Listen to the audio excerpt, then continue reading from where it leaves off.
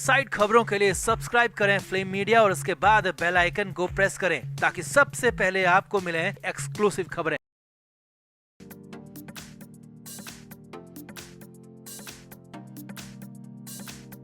महाराष्ट्र में चुनाव नजदीक हैं और चुनावों को लेकर सरगर्मियां लगातार बढ़ रही हैं। सभी पार्टियां चुनाव जीतने के लिए अभी से हथकंडे अपना रही हैं। तो ऐसे में महाराष्ट्र की राजनीति के चाणक्य पितामह कहे जाने वाले शरद पवार ने कुछ ऐसा किया जिसने फाइनली उद्धव ठाकरे को बेचारा बना दिया। और यही नहीं, शरद पवार ने अपनी बेटी की भी सॉफ्ट लॉन्चिंग कर दी और 77 को बना दिया पक्का वाला बहाना। अब शरद पवार की घुड़की इसके बाद एक ऐसी आई जिसने उद्धव ठाकरे और कांग्रेस को बैकफुट पर खड़ा कर दिया है। कहें कि काम तमाम कर दिया। तो कैसे नया प्लान देकर सबको फंसा दिया, आपको सब कुछ बताते हैं, दिखाते हैं। आप भी इस वीडियो को शेयर करें और शरद पवार की पूरी चाणक्य वाली चाल पर अपनी राय जरूर दें।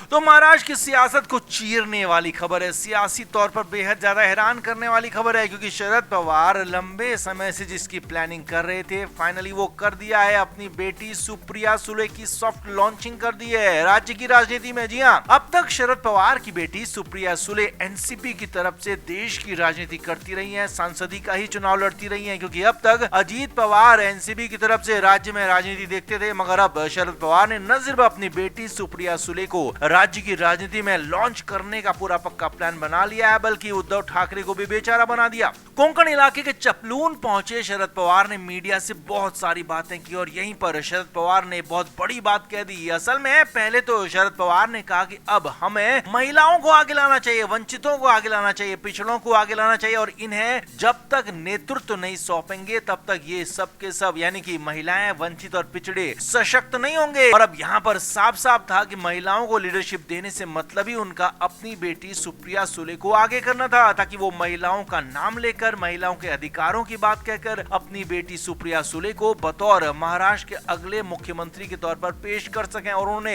यही कर दिया, क्योंकि पिछले कई दिनों से लगातार महाराष्ट्र में महिला मुख्यमंत्री की बातें चल रही हैं, चर्चाएं चल रही हैं और इसी चर्चा के बीच में शरद पवार ने अपनी बेटी सुप्रिया सुले की सॉफ्ट लॉन्चिंग कर दी। जी हाँ, यही नहीं, शरद पवार से आगे पूछा गया कि आपको क्या लगता है, क्या इस बार महिला मुख्यमंत्री होनी चाहिए? तो शरद पवार ने कहा कि क्यों नहीं, बिल्कुल हो सकती है। हर पार्टी में, हर गठबंधन में महिला नेताओं की कमी नहीं है और अच्छी महिला नेताएं हर जगह पर आगे बढ़ रही हैं महिलाएं। और यहाँ पर भी उन्होंने साफ साफ कह दिया कि महिलाएं आगे आती हैं तो उनको इसका सबसे बड़ा फायदा या कहें कि उनको खुशी होगी। अब यहाँ पर महाराष्ट्र में अगर महाविकास अघाड़ी की सरकार बनती है, महिला मुख्यमंत्री की बात आती है, तो जाहिर है कि सुप्रिया सुले यहाँ पर प्रबल दावेदार हो सकती हैं। अब आगे देखिए, शरद पवार से यहीं पर फिर से पूछा गया कि क्या आप चुनाव से पहले ही सीएम फेस घोषित कर देंगे, क्या अपनी बेटी को आगे करेंगे? तो यहाँ पर शरद पवार की बातों ने ठाकरे को भी चित कर दिया। शरद पवार ने कहा कि आप 1977 का चुनाव देखिए, वहां पर जयप्रकाश नारायण आगे थे, सभी से एक समान वाली विचार वाली पार्टियों से साथ आने को कहा और जब बहुमत मिल गया तो फिर मोरारजी देसाई को प्रधानमंत्री बना दिया गया। यानी कि मोरारजी देसाई का नाम पहले कहीं नहीं था, पहले जयप्रकाश नारायण ही आगे थे। यानी कि एक तरह से 77 का बहाना बना दिया, साफ साफ कह दिया कि उद्धव ठाकरे भले खुद को आगे दिखा रहे हो, खुद आगे हों भी, लेकिन मुख्यमंत्री का फैसला चुनाव के बाद होगा, नतीजों के बाद होगा और 1977 की तरह होगा, बिल्कुल नया चेहरा होगा, अलग चेहरा होगा। यानी कि उद्धव ठाकरे को तो मुख्यमंत्री बिल्कुल नहीं बनने देंगे, इसे साफ कर दिया और उद्धव ठाकरे को पूरी तरह से बेचारा बनाकर छोड़ दिया कि उनका अब कुछ नहीं हो सकता।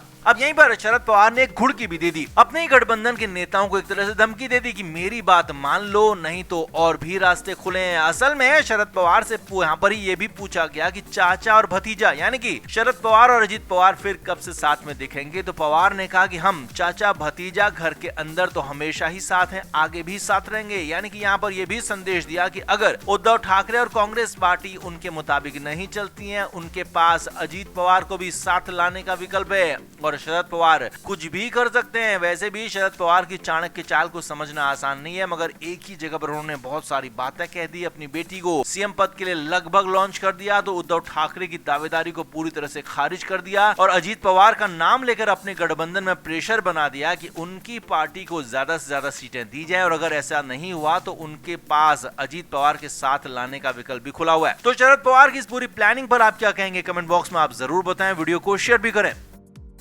तो मुंबई से सुबह सुबह बहुत बड़ी खबर आई जिसने सियासी हंगामा खड़ा कर दिया। सूत्रों के हवाले से खबर आई कि शुक्रवार की सुबह सुबह नाना पटोले से मिलने के लिए आदित्य ठाकरे पहुंच गए उनके घर पर। अब वैसे तो नाना पटोले कई जगहों पर दौरों पर थे, लेकिन गुरुवार की शाम को वो लौटे थे मुंबई और शुक्रवार को फिर से उन्हें महाराष्ट्र के कई जगहों के लिए दौरे पर जाना था। अब अचानक सुबह सुबह बिना बताए आदित्य ठाकरे की गाड़ी नाना पटोले के घर के बाहर पहुंच गई और मिलने के लिए वक्त मांग लिया। जी हाँ, पहले से मिलने का वक्त नहीं मांगा गया था, बल्कि घर के बाहर पहुंचने के बाद मिलने का वक्त नाना पटोले से मांगा गया। तो ऐसे में नाना पटोले ने भी मना नहीं किया और आदित्य ठाकरे को घर के अंदर बुला लिया। अब सूत्रों के मुताबिक खबर है कि नाना पटोले की तरफ से चाय परोसी गई, ब्रेकफास्ट परोसा गया और हल्की फुल्की बातचीत भी हुई। राजनीति पर भी चर्चा हुई, वर्तमान हालातों पर भी चर्चा हुई। अब सूत्रों के मुताबिक इसके बाद जो हुआ हैरानी भरा वो था। सूत्रों के मुताबिक आदित्य ठाकरे ने कहा कि वो नाना पटोले से अकेले में बात करना चाहते हैं, कुछ जरूरी बात करना चाहते हैं, महत्वपूर्ण बात करना चाहते हैं, राजनीति से रिलेटेड बात करना चाहते हैं और गठबंधन की बात करना चाहते हैं और ये बातचीत अकेले में ही हो सकती है। अब नाना पटोले के साथ उनके करीबी नेता और कार्यकर्ता भी वहां पर थे। तो नाना पटोले तो अपने लोगों को साथ में लेकर चलने के लिए जाने जाते हैं। तो सूत्रों के मुताबिक उन्होंने कहा कि आदित्य ठाकरे को जो भी कहना है, जो भी बात करनी है, वो सबके सामने कर सकते हैं। यहाँ कोई बाहर का नहीं है,